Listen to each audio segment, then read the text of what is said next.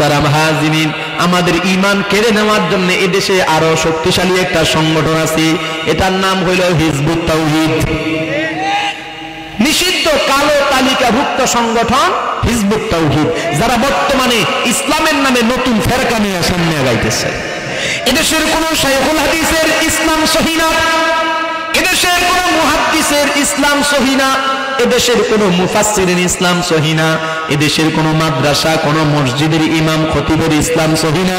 শুধুমাত্র ইসলাম সহি হলো বিবি বাবা বায়েজিদ খান পৈন্নুর।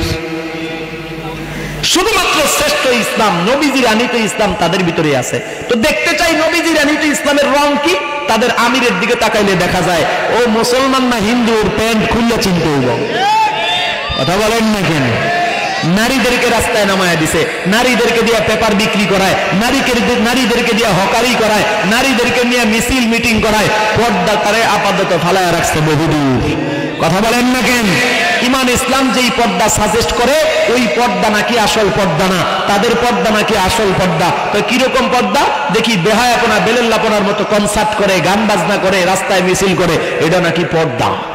পর্দাটাকে খারাপ জেনে বোরকা রেখে ঘরের কোণে মনের খায়েশ মিটায় নারী ঘুরিয়া রাস্তায়, মনের খায়েশ মিটায় নারী ঘুরিয়া রাস্তায়। তাই চলাফেরা মুশকিল হলো দায়ুসের জ্বালায়, ইমান নিয়ে বেঁচে থাকা দায়। হায় রে ইমান নিয়ে বেঁচে থাকা দায়। ওরা মানুষ হয়ে জন্ম নিয়ে জানোয়ারের ভাব দেখায়, মানুষ হয়ে জন্ম নিয়ে জানোয়ারের ভাব দেখায়, ইমান নিয়ে বেঁচে থাকা দায়। হায় রে ইমান নিয়ে বেঁচে থাকা দায়।